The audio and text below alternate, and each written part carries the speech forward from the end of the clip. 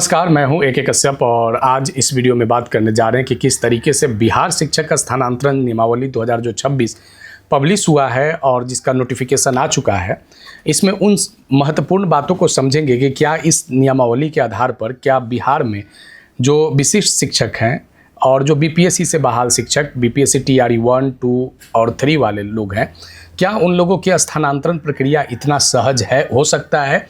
पिछले वाले नियमावली की जब आप बात करेंगे तो उसके तुलना में ये नियमावली कितना ज़्यादा आपको स्थानांतरण में सुविधा दे सकता है, इस विषय पर भी इस वीडियो में चर्चा करेंगे।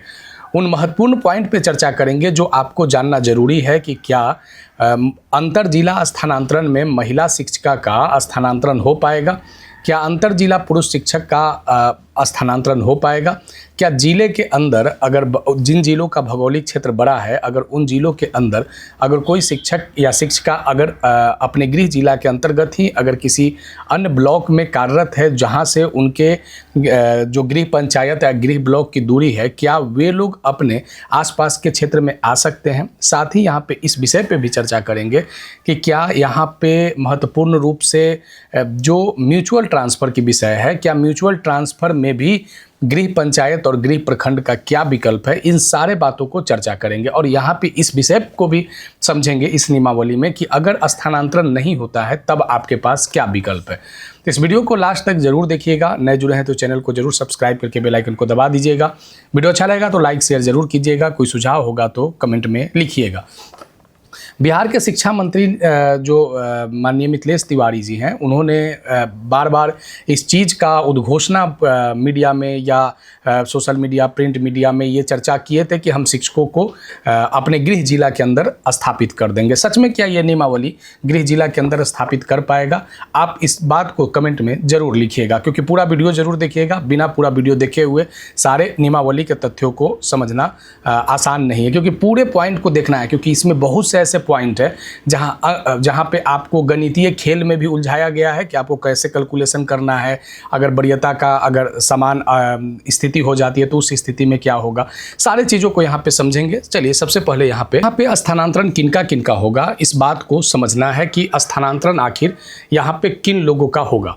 तो सबसे पहले यहाँ पे स्थानांतरण में जो शिक्षक जिला संवर्ग के शिक्षक हैं या विशिष्ट शिक्षक हैं या BPSC से जो अपॉइंट शिक्षक हैं 1, 2 और 3, ये सभी शिक्षकों को होगा, बशर्ते कि यहाँ पे जो नियोजित शिक्षक है वे लोग इस स्थानांतरण प्रक्रिया इस नियमावली का भाग नहीं है। यानी नियोजित शिक्षक स्थानांतरण के लिए ई शिक्षा कोष के पोर्टल पर आवेदन नहीं कर सकते हैं।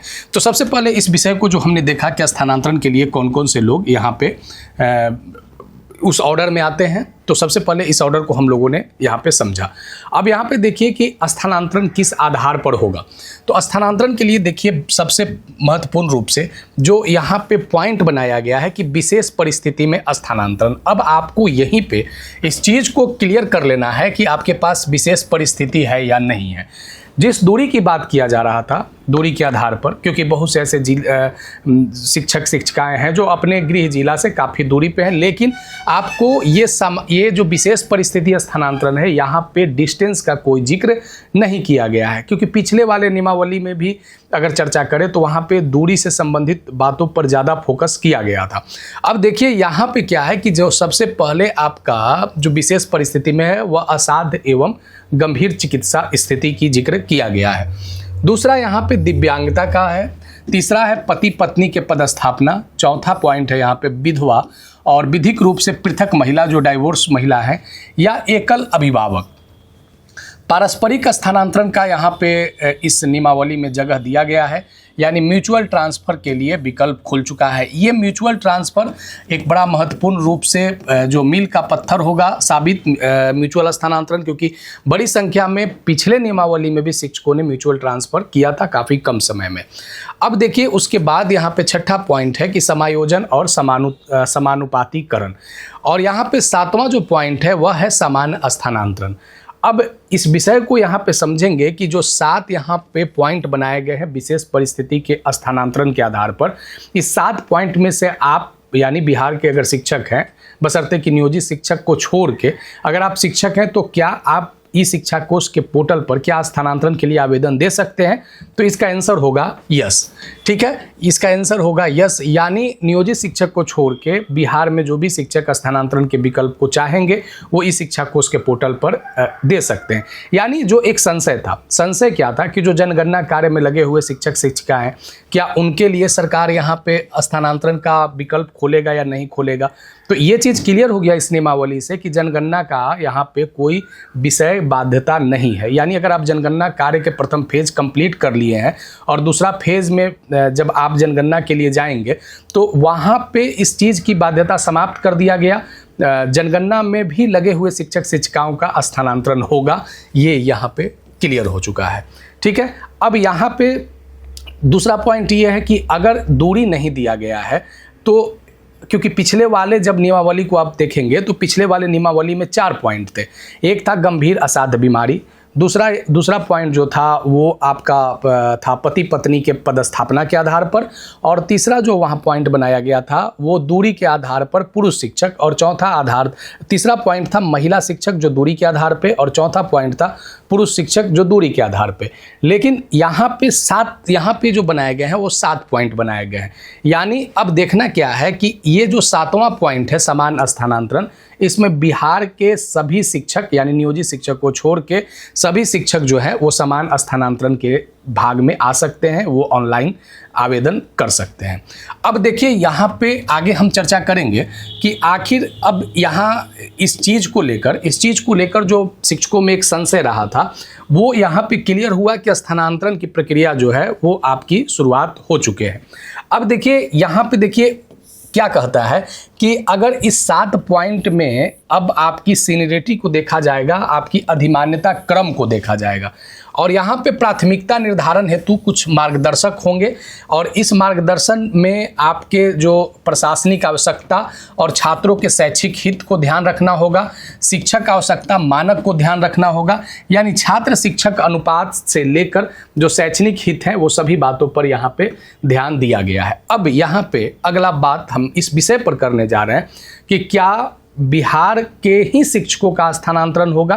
तो ये चीज़ इस नियमावली में क्लियर हो चुका है कि सभी शिक्षक इसमें भाग ले सकते हैं, इसके लिए कोई बाध्यता नहीं है कि वो नियमावली में ही होगा, क्योंकि यहाँ पे ये चीज़ की बाध्यता समाप्त कर दिया गया है कि उन लोगों को गृह जिला वाले लोग अपने गृह जिला में आवेदन देंगे, ऐसा कुछ नहीं है। जो भी जहाँ चाहेगा अपना आवेदन दे सकता है, बशर्ते कि कुछ यहाँ पे शर्त है। सबसे पहला देखेंगे कि क्या शर्त है। सबसे पहला शर्त है कि गृह क्षेत्र से संबंधित स्थानांतरण पदस्थापन में। अब देखिए कि अगर कोई महिला शिक्षक अगर पदस्थापन का अनुरोध देती है, लेकिन महिला शिक्षक अपने गृह प्रखंड में आवेदन कर सकती है। गृह प्रखंड में आवेदन, अगर इच्छा है कि हम गृह प्रखंड में जाएं तो गृह प्रखंड में आवेदन कर सकती है, लेकिन उस गृह प्रखंड के अंतर्गत अपने गृह पंचायत या अगर नगर निकाय है तो उस वार्ड को विद्यालय को चयनित नहीं करना पड़ेगा। यानी गृह पंचायत के अंतर्गत आने वाले प्राइमरी से लेकर जो सीनियर सेकेंडरी तक के शिक्षकों के स्थानांतरण होंगे तो महिला शिक्षक अपने होम ब्लॉक में जा सकते हैं। इस बात को यहाँ पे क्लियर कर दिया गया है, लेकिन उनको अपने गृह पंचायत को छोड़ना होगा। अब देखिए यहाँ पे एक बात मेंशन कर दिया गया है कि रिक्ति विद्यालय की आवश्यकता एवं प्रशासनिक आवश्यकता के अधीन विचारणीय होगा। यानी अगर गृह पंचायत में महिला, अगर यहाँ पे क्लियर किया गया कि उनको नहीं दिया जाएगा, लेकिन कुछ खास विशेष परिस्थिति में महिला गृह पंचायत में जा सकती है, उस कंडीशन में जब उस गृह पंचायत के अंतर्गत विद्यालय में शिक्षकों की आवश्यकता है। तो उस कंडीशन में ये बात जो है वो क्लियर हो चुका है कि गृह पंचायत में भी महिला जा सकती है, बशर्ते कि वहाँ पे रिक्ति रहना चाहिए। अब देखिए प्रशासनिक आवश्यकता के अधीन ये विचारणीय होगा। अब देखिए यहाँ पे पुरुष शिक्षकों को लेकर जरा देखिए कि क्या कहता है कि पुरुष शिक्षक अपने गृह जिला में परंतु अपने गृह प्रखंड को छोड़कर, ये बात को यहाँ पे समझना है कि पुरुष शिक्षकों को अपने गृह जिला में चयन के विकल्प मिलेंगे, लेकिन अपना ब्लॉक को छोड़ के। लेकिन अब यहाँ देखिए कि प्रशासनिक आवश्यकता के अधीन, क्योंकि आगे बात करेंगे कि प्रशासनिक आवश्यकता किस आधार पे बनेगा कि कोई महिला अपने गृह पंचायत में भी जा सकता है और कोई पुरुष अपने गृह ब्लॉक में भी जा सकता है। लेकिन जो सामान्य परिस्थिति है उसमें आप अपने गृह पंचायत या गृह ब्लॉक में पुरुष हैं तो नहीं जा सकते हैं।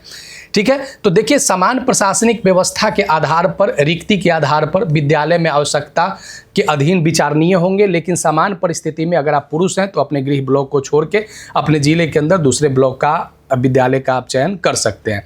दूसरा चीज़ यहाँ पे कि जो अगर महिला हैं तो आपको अपने गृह पंचायत को छोड़ के ही दूसरे पंचायत में यहाँ पे आपको पदस्थापना स्थानांतरण में होगा। अब देखिए यहाँ पे कि यह प्रावधान समान स्थानांतरण, पारस्परिक स्थानांतरण, अनुरोध आधारित स्थानांतरण लागू होगा। यानी यहाँ पे 3 तरीके के स्थानांतरण हो रहे हैं। एक समान स्थानांतरण, तो जिसमें समान स्थानांतरण का नियम आपको गृह पंचायत छोड़ना होगा महिला है तो, और पुरुष हैं तो गृह ब्लॉक छोड़ना पड़ेगा। अब दूसरा ये देखिए कि पारस्परिक स्थानांतरण। अब म्यूचुअल ट्रांसफ़र के इस बात को ज़रा समझिए कि अगर म्यूचुअल ट्रांसफ़र में अगर कोई शिक्षक ए और बी है, अगर ये ए जो है उसको अपने गृह पंचायत के शिक्षक ये महिला शिक्षिका है, और इधर जो है बी जो है वो भी अपने गृह पंचायत के शिक्षक, ऐसा संजोग जुटा कि दोनों अपने जिले के अंदर गृह पंचायत में जा सकते हैं अगर ए और बी दोनों म्यूचुअल कर ले, और दोनों जो है ये क्या इस स्थानांतरण में, पारस्परिक स्थानांतरण में जाने के योग्य हैं। तो इस बात को ध्यान रखिएगा कि अगर म्यूचुअल स्थानांतरण भी है तो आप अपने गृह पंचायत में महिला होने की स्थिति में आप नहीं जा सकते हैं। पुरुष है, अगर म्यूचुअल स्थानांतरण ऐसा हो रहा है कि ए और बी नाम का 2 शिक्षक हैं, अगर समान कैटेगरी में है, समान विषय में है, जो उसके बारे में बात करेंगे कि किस शिक्षकों का म्यूचुअल स्थानांतरण होगा, लेकिन अभी यहाँ पे समझिए कि ए और बी 2 शिक्षक हैं। अगर ए को अपना गृह ब्लॉक मिल चुका है बी के साथ म्यूचुअल करने पे, और बी को ए के साथ म्यूचुअल करने पे अपना गृह ब्लॉक मिल चुका है, अगर दोनों पुरुष हैं तो उस स्थिति में ये म्यूचुअल स्थानांतरण नहीं होगा, क्योंकि किसी भी कंडीशन में, चाहे वो समान स्थानांतरण हो या पारस्परिक स्थानांतरण हो या अनुरोध स्थानांतरण हो, ये तीनों परिस्थिति में आपको अगर महिला है तो गृह पंचायत के विकल्प को छोड़ना होगा, और पुरुष हैं तो प्रखंड के विकल्प को छोड़ना होगा। तो ध्यान रखिएगा इस बात को कि अगर आपको म्यूचुअल ट्रांसफ़र लेना है, अगर आप पुरुष हैं तो आप अपने गृह प्रखंड में नहीं जा सकते हैं, महिला है तो गृह पंचायत में नहीं जा सकती हैं। अब देखिए यहाँ पे बात किया जा रहा है क्या कि गंभीर चिकित्सा स्थिति, उच्च दिव्यांगता के मामले में, अब उच्च दिव्यांगता का प्रतिशत निर्धारित है 40% से अगर आप ऊपर दिव्यांगता के आधार पे आप स्थानांतरण के विकल्प में शामिल हो सकते हैं। अब आगे बात करेंगे यहाँ पे कि देखिए ये तो महत्वपूर्ण रूप से कुछ वैसे बातें हुए जो आपके लिए बहुत दिनों से चर्चा में था कि कहाँ पे स्थानांतरण होगा। तो जो स्थानांतरण के 3 विषय को हम लोग सामान्य परिस्थिति और पारस्परिक स्थानांतरण और अनुरोध स्थानांतरण, इसमें आपको गृह जिले के अंतर्गत होगा, लेकिन म्यूचुअल में आपको गृह पंचायत या गृह प्रखंड नहीं जाना है, या तीनों स्थानांतरण में। अब देखिए समान स्थानांतरण में भी आप नहीं जा सकते हैं, अनुरोध स्थानांतरण में भी आप नहीं जा सकते। इस पॉइंट को जरा मेंशन कीजिए, देखिएगा कि प्रशासनिक दृष्टिकोण से स्थानांतरण के विकल्प जो है वो आपके लिए खोले गए हैं। प्रशासनिक दृष्टिकोण से क्या बातें यहाँ पे मेंशन किया गया है, देखिए प्रशासनिक दृष्टिकोण में कहता है क्या कि न्यूनतम शिक्षक से कम शिक्षक के पदस्थापन और कार्यरत अगर हैं, अगर किसी विद्यालय में अगर 4 यूनिट शिक्षक की आवश्यकता है और वहाँ पे 2 ही यूनिट शिक्षक हैं, तो उस स्थिति में 2 यूनिट शिक्षक जो हैं प्रशासनिक दृष्टिकोण से पदस्थापित किए जा सकते हैं। अब देखिए यहाँ पे और क्या विषय है, किस आधार पे हो सकता है प्रशासनिक दृष्टिकोण से स्थानांतरण। छात्र शिक्षक के अनुपात के आलोक में हो सकता है, अगर वहाँ पे अतिरिक्त शिक्षक की ज़रूरत है तो उस कंडीशन में भी यहाँ पे आपको छात्र शिक्षक के आधार पे प्रशासनिक दृष्टिकोण से स्थानांतरण हो सकता है। विद्यालय में किसी विषय के विशेष के शिक्षक की अगर अनुपलब्धता है, अगर सीनियर सेकेंडरी या सेकेंडरी में या जो मध्य विद्यालय हैं, अगर वहाँ पे विषयवार शिक्षक की अगर कमी है तो उस स्थिति में प्रशासनिक दृष्टिकोण में शिक्षकों को वहाँ पे स्थानांतरण किया जा सकता है। देखिए यहाँ पे अगर कोई शिक्षक वित्तीय अनियमितता, सरकारी राशि के गबन, किसी आपराधिक मामले में अगर सन्निहित है तो उस कंडीशन में प्रशासनिक आधार पे उसे स्थानांतरित कर दिया जाएगा। शिक्षक के द्वारा दूसरे शिक्षक के पठन पाठन नहीं करने हैं तो उकसाना और विद्यालय के शैक्षणिक वातावरण को दूषित करना, उस कंडीशन में भी स्थानांतरण प्रशासनिक दृष्टिकोण से हो सकते हैं। अनुशासनहीनता की स्थिति में हो सकता है, सरकारी आदेश के अगर आप कार्यों का अवहेलना किए तो उस स्थिति में भी हो सकता है। लगातार अगर आप विद्यालय में विलंब आते हैं, विद्यालय में उपस्थिति दर्ज कर गायब हो जाते हैं, उस स्थिति में भी हो सकता है। लेकिन प्रशासनिक दृष्टिकोण में एक बात को जरा आगे समझिएगा। महिला शिक्षिका छात्रा के साथ अमर्यादित व्यवहार की शिकायत अगर शिक्षक के खिलाफ है तो उस स्थिति में भी प्रशासनिक दृष्टिकोण में आपका तबादला हो सकता है। प्रशासनिक दृष्टिकोण से शिक्षकों को प्रखंड से बाहर स्थानांतरण जिला पदाधिकारी द्वारा स्वतः संज्ञान लेते हुए संबंधित डीओ की अनुशंसा पर किया जा सकेगा। यानी जिले के अंदर अगर स्थानांतरण प्रशासनिक दृष्टिकोण से होता है अगर एक ब्लॉक से दूसरे ब्लॉक में, तो ये पॉइंट है जिस आधार पे गृह जिला के अंदर स्थानांतरण हो सकते हैं। लेकिन अगर अंतर जिला स्थानांतरण की बात आती है तो इसमें स्वतः संज्ञान लेने की बात आया है। माध्यमिक शिक्षा निदेशक प्राथमिक शिक्षा प्रशासनिक दृष्टिकोण से शिक्षकों को स्थानांतरण जिला से बाहर कर सकते हैं। यानी अंतर जिला स्थानांतरण में ये आपका शिक्षा विभाग माध्यमिक डायरेक्टर के टेबल के माध्यम से किया जाएगा। अब ये देखिए कि प्रशासनिक दृष्टिकोण में जो ये पॉइंट बनाए गए हैं, जहाँ पे आपको लग रहा होगा कि यहाँ पे छात्र शिक्षक की भी बात किया जा रहा है, ठीक है, यहाँ पे शिक्षक के साथ इसी में उस पॉइंट को भी प्रशासनिक में मेंशन कर दिया गया, जहाँ पे अगर कोई शिक्षक गबन कर लेता है या विद्यालय के वातावरण को खराब करता है, यानी यहाँ पे शिक्षक की पॉजिटिव और निगेटिव दोनों चीज़ को शामिल कर दिया गया। तब इससे क्या निकल कर आया कि अगर प्रशासनिक दृष्टिकोण से अगर स्थानांतरण गृह प्रखंड अपने जिले के अंतर्गत होता है या अंतर जिला स्थानांतरण में जिले से अगर बाहर होता है, तो प्रशासनिक दृष्टिकोण से किए गए स्थानांतरण जो है वो आपके विभागीय कार्रवाई का भाग नहीं है।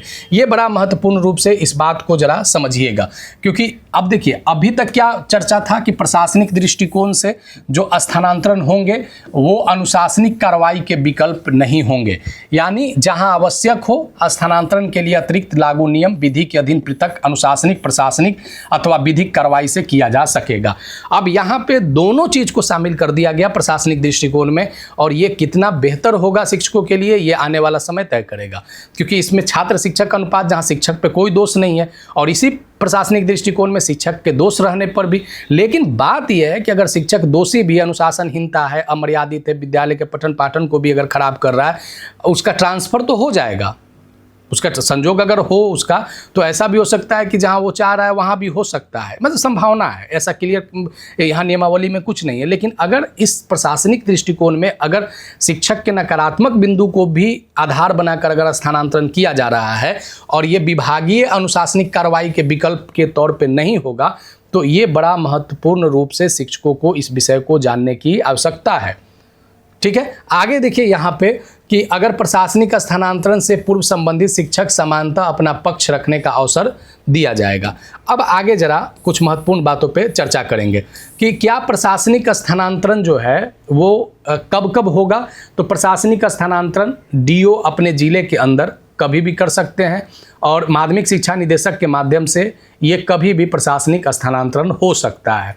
अब देखिए यहाँ पे कि जिला स्थापना समिति में अगर आप स्थानांतरण के लिए आवेदन देते हैं और आपका स्थानांतरण नहीं हो पाता है, तब आपके पास क्या विकल्प होंगे। तब यहाँ पे जिला स्थापना समिति में जिला पदाधिकारी अध्यक्ष होंगे जो जिला डीएम होते हैं, जिला शिक्षा पदाधिकारी सदस्य सचिव हैं जो डी होते हैं। इसी तरीके से यहाँ पे 6 लोग इस पैनल में हैं जो जिले के अंदर स्थानांतरण को देखेंगे। प्रमंडलीय स्थापना में जैसे एक प्रमंडल के अंतर्गत, जैसे पटना प्रमंडल के अंतर्गत आने वाले जिलों के अगर अंदर स्थानांतरण होगा तो उस कंडीशन में प्रमंडलीय आयुक्त अध्यक्ष होंगे और क्षेत्रीय शिक्षा उपनिदेशक सदस्य सचिव होंगे। यहाँ पे 6 सदस्यीय इस पैनल में प्रमंडलीय स्थापना को शामिल किया गया है। अब देखिए राज्य स्थापना समिति में ये क्या होता है। राज्य स्थापना समिति में कि अगर पता चला कि पटना प्रमंडल वाले का जो स्थानांतरण है ये किसी दूसरे प्रमंडल में ही जाना है और किसी दूसरे प्रमंडल वाले को पटना में आना है, तो उस स्थिति में यहाँ पे राज्य स्थापना समिति विचार करेगा जिसका प्रमुख होंगे डायरेक्टर माध्यमिक शिक्षक, इसके अध्यक्ष होंगे और उप निदेशक माध्यमिक शिक्षा इसे सदस्य सचिव होंगे। यहाँ पे 6 सदस्यीय पैनल है। अब देखिए कि अगर आप स्थानांतरण के विकल्प में आते हैं और अगर आपका स्थानांतरण नहीं हो पाता है तब आपके पास क्या विकल्प है। तब आप अपील में जा सकते हैं। अगर जिले के अंदर अगर आप स्थानांतरण का आवेदन दिए हैं एक प्रखंड से दूसरे प्रखंड में जाने के लिए और नहीं होता है तो आप 15 दिनों में आप अपील में जा सकते हैं। और कहाँ आपको जाना होगा, तो आपको जिला, यहाँ पे अगर जिले के अंदर अगर आपका स्थानांतरण नहीं हो पाया तो जिला स्थापना समिति में जाना होगा। प्रमंडलीय स्थापना समिति में आप तब जा सकते हैं जब एक प्रमंडल के अंतर्गत ही आप स्थानांतरण के लिए आवेदन दिए थे, आप पे विचार नहीं हुआ तो आप वहाँ पे अपील कर सकते हैं। अगर यहाँ पे एक प्रमंडल से दूसरे प्रमंडल में आना है तो आपको यहाँ पे राज्य यहाँ पे स्थापना समिति में जाना होगा, यहाँ पे अपील करना होगा। यहाँ पे 15 दिनों की यहाँ पे बात मेंशन किया गया है। देखिए अभी बहुत सारे बातें इस नियमावली में है जो आपको बेसिक तौर पे जानने की ज़रूरत है।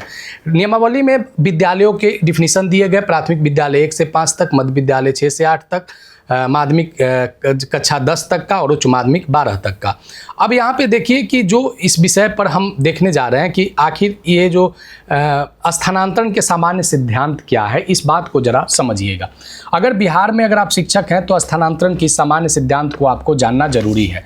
कैसे सामान्य सिद्धांत के अंतर्गत आपके स्थानांतरण होंगे। अब देखिए यहाँ पे मेंशन कर दिया गया है क्या कि देखिए अगर बड़ी अनुलग्नक एक वन नाम का एक यहाँ पे जो नियम है वो बना दिया गया है, तो अनुलग्नक वन में शिक्षकों के स्थानांतरण कैसे होंगे जरा समझिएगा।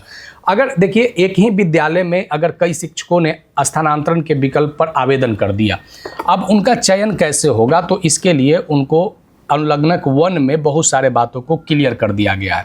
अनुलग्नक वन में इस स्थानांतरण अंक को जरा समझिएगा। ये पूरा स्थानांतरण अंक जो है ये आपके पूरे उस स्थिति को जाहिर कर देगा जहाँ पे अब आप ये बैठ कर कैलकुलेशन कर लीजिए कि आपको कितना अंक मिलेगा। सबसे पहले यहाँ पे देखिए कि जो स्थानांतरण अंक में है पदस्थापना स्थल का अंक और सेवा अंक और वरीयता अंक, ये तीनों को अंक को जोड़ दिया जाएगा और उस आधार पे आपको स्थानांतरण दिया जाएगा। अब